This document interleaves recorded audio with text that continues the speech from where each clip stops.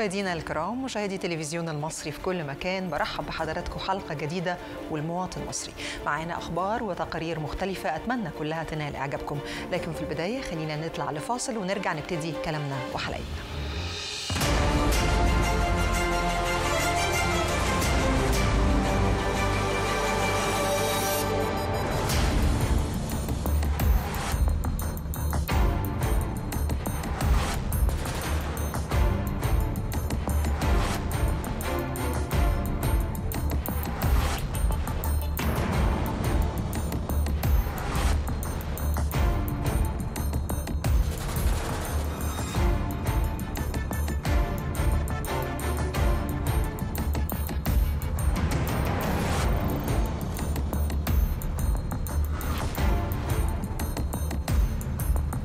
دايما بنحب ننوه في حلقتنا انه لو اي حد عنده شكوى بخصوص جرائم الانترنت والجرائم المعلوماتيه، ده بيتم من خلال قطاع نظم الاتصالات وتكنولوجيا المعلومات اللي بيتلقوا اي بلاغات واي شكاوى وبيهتموا بيها جدا وبيحققوا فيها، وده من خلال مديريات الامن المختلفه او اقسام ومراكز الشرطه، او طبعا من خلال المقر الرئيسي ليهم.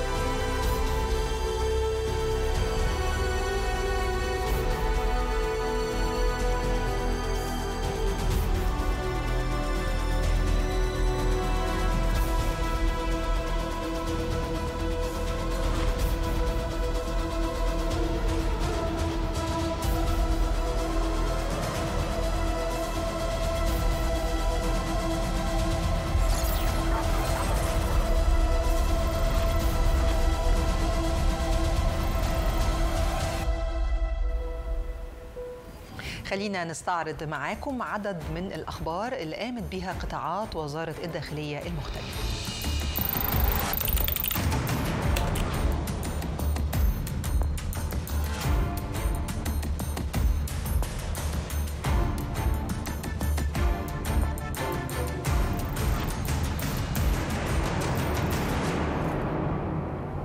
برحب بحضراتكم من جديد، وخلينا نبدأ بأول خبر معنا في فقرة الأخبار.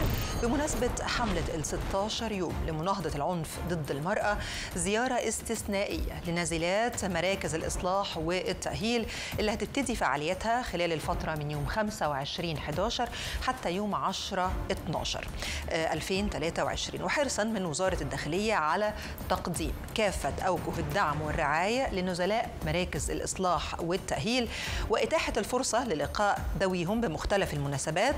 تقرر منح جميع النازلات زيارة استثنائية خلال الفترة من يوم 21/11 وحتى 7/12 على ألا تحتسب تلك الزيارة ضمن الزيارات المقررة للنزلاء، وده بيأتي في إطار حرص وزارة الداخلية على إعلاء قيم حقوق الإنسان وتطبيق السياسة العقابية بمنهجها الحديث وتوفير أوجه الرعاية المختلفة للنزلاء. بمناسبة الاحتفال باليوم العالمي لحقوق الطفل، اطلعت أجهزة وزارة الداخلية بالاحتفاء بتلك المناسبة، وقام قطاع حقوق الإنسان بالتنسيق مع مديريات الأمن على مستوى الجمهورية بتنظيم زيارات لعدد من مدارس الأطفال أصحاء وذوي احتياجات خاصة ودور رعاية الأطفال الأيتام أيضا أصحاء وذوي احتياجات خاصة ومستشفيات الأطفال، وإفادة قوافل طبية بالتنسيق مع قطاعات الخدمات الطبية، وده لتوقيع الكشف الطبي عليهم وصرف الأدوية ليهم كمان بالمجان.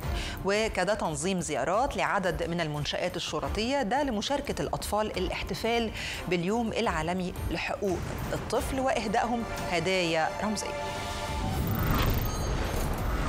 والخبر اللي معانا: واصل قطاع الأحوال المدنية إيفاد قوافل مجهزة فنياً ولوجستياً لتقديم كافة الخدمات اللي بيقدمها القطاع للمواطنين من بطاقات الرقم القومي وأيضاً المصدرات المميكنة بنطاق عدد من المحافظات، حيث أسفرت تلك القوافل عن استخراج عدد 17721 بطاقة رقم قومي وعدد 23592 مصدراً مميكناً.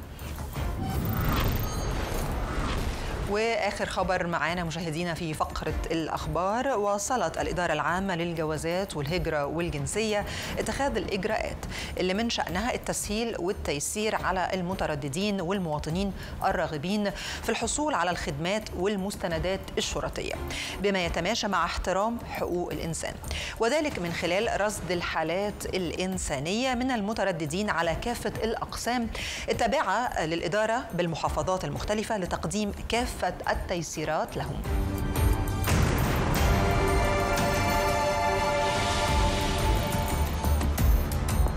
خلصت فقرة الأخبار مشاهدينا، لكن معانا لسه التقارير، خلينا نبدأها بأهم العناوين. تنظيم المركز المصري للتدريب على عمليات حفظ السلام ورشتي عمل في مجال مكافحة الإرهاب والتطرف. تنظيم زيارات لعدد من شباب المدارس والجامعات لمديرية أمن القاهرة والإدارة العامة للحماية المدنية.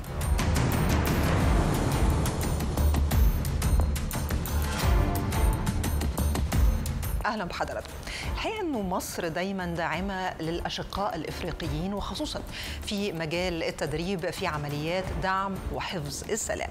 علشان كده نظم المركز المصري للتدريب على عمليات حفظ السلام خلال الأيام الماضية ورشتين للعمل في مجال مكافحة الإرهاب والتطرف، وكذا وضع البرامج التدريبية للمكونات العسكرية والشرطية والمدنية بالقوى الإفريقية الجاهزة، وده تم بالتعاون مع مفوضية الاتحاد الإفريقي وقدرة إقليم شمال إفريقيا.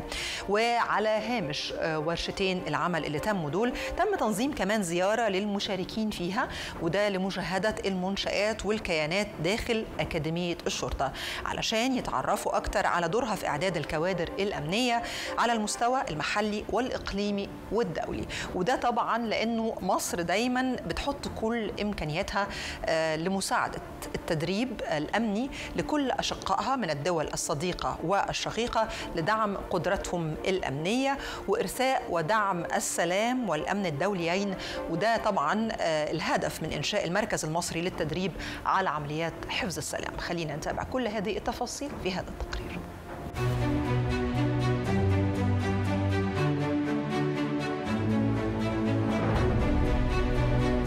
إسهاماً من وزارة الداخلية في دعم آليات السلم والأمن الأفريقي، نظمت الوزارة بالتنسيق مع منظمة الاتحاد الإفريقي وقدرة إقليم شمال إفريقيا ورشة عمل حول مكافحة الإرهاب والتطرف، وكذا ورشة عمل حول وضع البرامج التدريبية للمكونات العسكرية والشرطية والمدنية بالقوة الأفريقية الجاهزة بإقليم شمال أفريقيا، والتي تعقد سنوياً، وذلك بمقر المركز المصري للتدريب على عمليات حفظ السلام.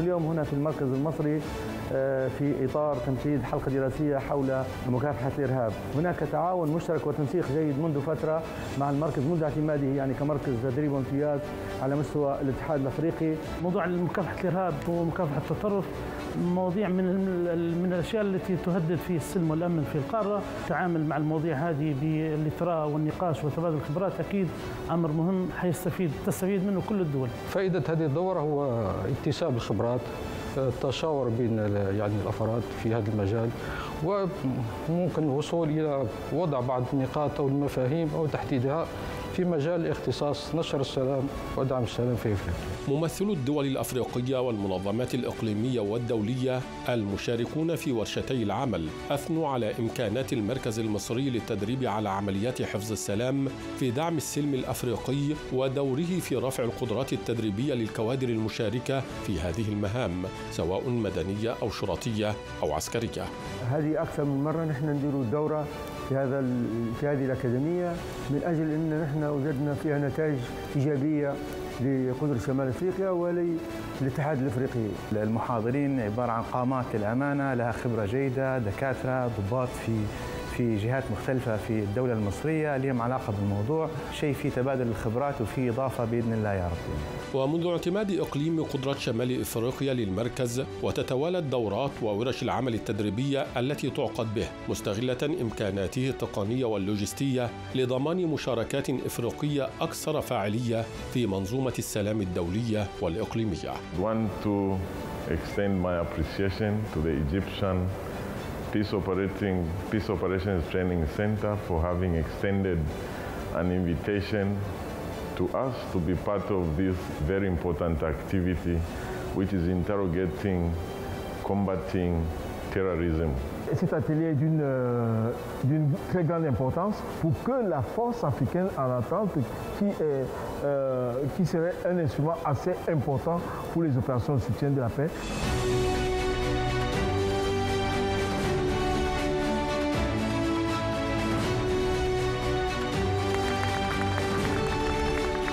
على هامش ورشتي العمل تم تنظيم زيارة للمشاركين فيها لمنشآت وكيانات أكاديمية الشرطة وتعرفوا على دورها في إعداد الكوادر الأمنية على المستويات المحلية والإقليمية والدولية، واطلعوا على البرامج التدريبية المتطورة المطبقة لإعداد هذه الكوادر وفقا لأحدث نظم الإعداد والتدريب العالمية. Of course, the knowledge that we have gained from Egypt, the good lessons learned, and the marvelous infrastructure. Egypt has really invested. It is commendable. This has been very important. You can see it is very useful, and the agenda that is put forward is very new, informative, and we exchange a number of issues that some are not traditional. And this is from sort of a 25-year career of wandering around and looking at different training facilities in the UK, in Western Europe, and throughout the Middle East. And this is truly an impressive facility.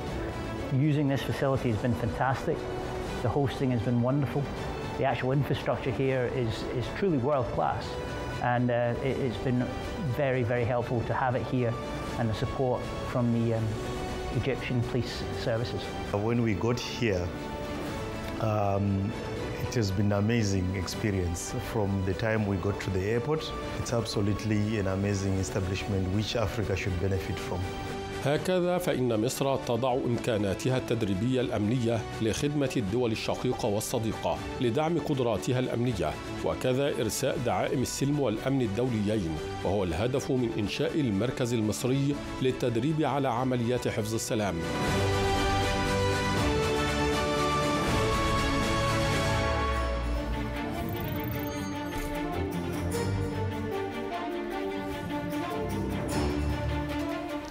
وزارة الداخلية الحقيقة بتهتم جدا بالتواصل مع كافة فئات المجتمع خاصة الشباب. علشان كده خلال الأيام الماضية استقبلت مديرية أمن القاهرة وفد من أعضاء اتحاد طلاب مدارس القاهرة، وده علشان يشاهدوا المقر الجديد للمديرية بتجهيزاته المختلفة. واستكمالا الدور وزارة الداخلية الاجتماعي وتواصلها مع كافة فئات المجتمع، نظمت الوزارة كمان زيارة لعدد من طلبة إحدى الجامعات للإدارة العامة للحماية المدنية، وده علشان يطلعوا أكتر على عمل الإدارة وجهودها في الإنقاذ البري والنهري وكمان التعامل مع الحرائق والمتفجرات.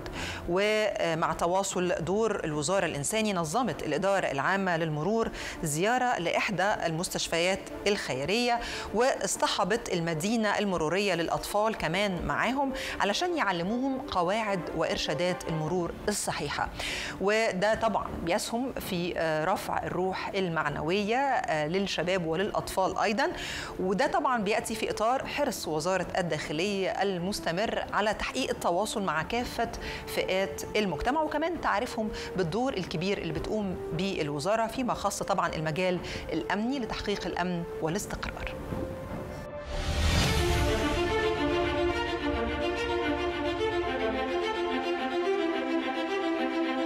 استمرارا للدور الاجتماعي لوزارة الداخلية وحرصها على التواصل مع كافة فئات المجتمع بخاصة الشباب، فقد استقبلت مديرية أمن القاهرة وفدا من أعضاء اتحاد طلاب مدارس القاهرة لمشاهدة المقر الجديد للمديرية بتجهيزاته المختلفة، وفي المقدمة منها غرفة عمليات النجدة ذات التجهيزات المتطورة لرصد الحالة الأمنية على مدار الساعة.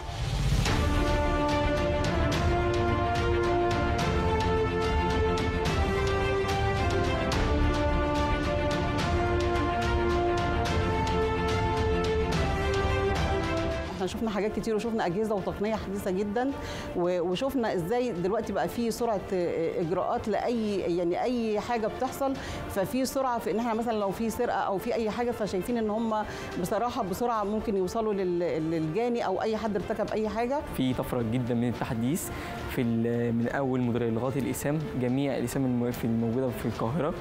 أول مرة نشوف الشكل الحديث الجميل المشرف لمصر، جمهورية مصر العربية. دخلنا غرفة عمليات النجدة، شفنا كل قسم في الغرفة ليه دور معين، كلهم شغالين على مدار 24 ساعة.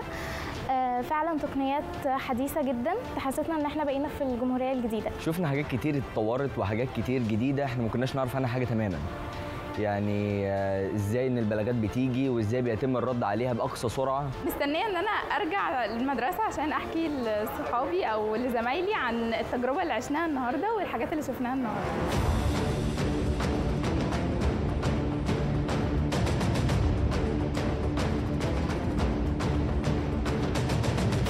واستكمالا لدور الوزارة الاجتماعي وتواصلها مع كافة الفئات، نظمت الوزارة زيارة لعدد من طلبة جامعة القاهرة الجديدة التكنولوجية إلى الإدارة العامة للحماية المدنية للاطلاع على عمل الإدارة وجهودها في الإنقاذ البري والنهري والتعامل مع الحرائق والمتفجرات.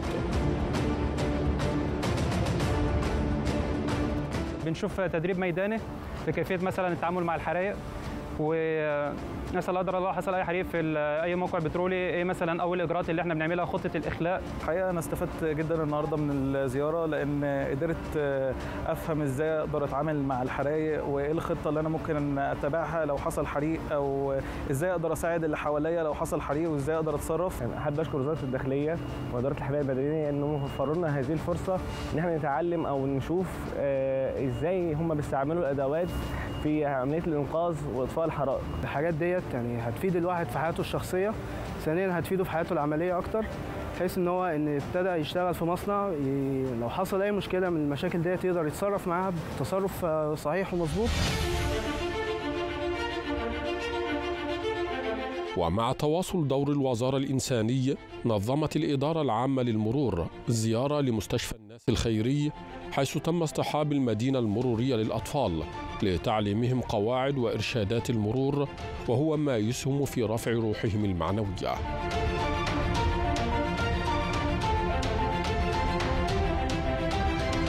يوم جميل احنا قضيناه، والولاد فرق معاهم جدا ومبسوطين جدا، واحنا متشكرين قوي لوزاره الداخليه ان هم عملوا لنا اليوم دوت. النهارده الضباط جم لعبوا معانا وشفنا حاجات جديده وتعلمنا حاجات جديده. اتعلمنا إزالة الملول وازاي نخلط العربيه، واحنا كنا مبسوطين جدا، وكان يوم النهارده رائع. يعني يوم جميل جدا الصراحه، ووزاره الداخليه عملت مجهود رائع مع الاولاد. تنظيم رائع جدا جدا جدا، العربيات والاشارات والمدينه المروريه بتاعتهم رائعه. تأتي هذه الزيارات المتنوعة في إطار حرص وزارة الداخلية على تحقيق التواصل مع كافة فئات المجتمع والتعريف بالدور الكبير الذي يقوم به رجال الشرطة في مختلف مجالات العمل الأمني لتحقيق الأمن والاستقرار.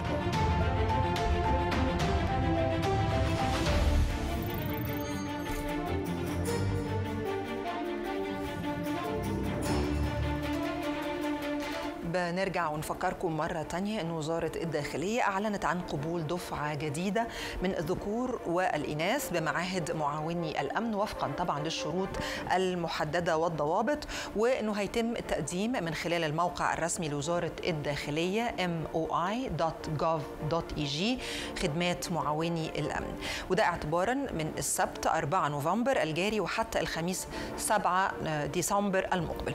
الدراسة بتكون لمدة سنة ونص، وده علشان يأهلوهم عمليا وعلميا للالتحاق بكفاءة وفعالية واحترافية للعمل بمختلف المواقع الشرطية.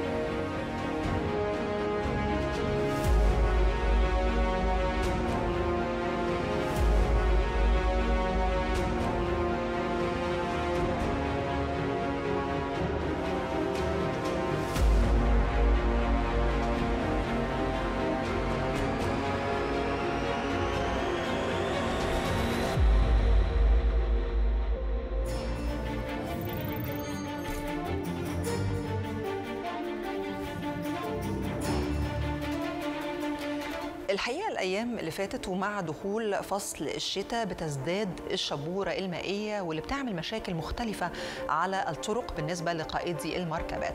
علشان كده وزارة الداخلية بتهيب بالسادة المواطنين سائقي هذه المركبات إن هم يتوخوا الحذر ويتبعوا الإجراءات الاحترازية خصوصا أثناء الشبورة المائية.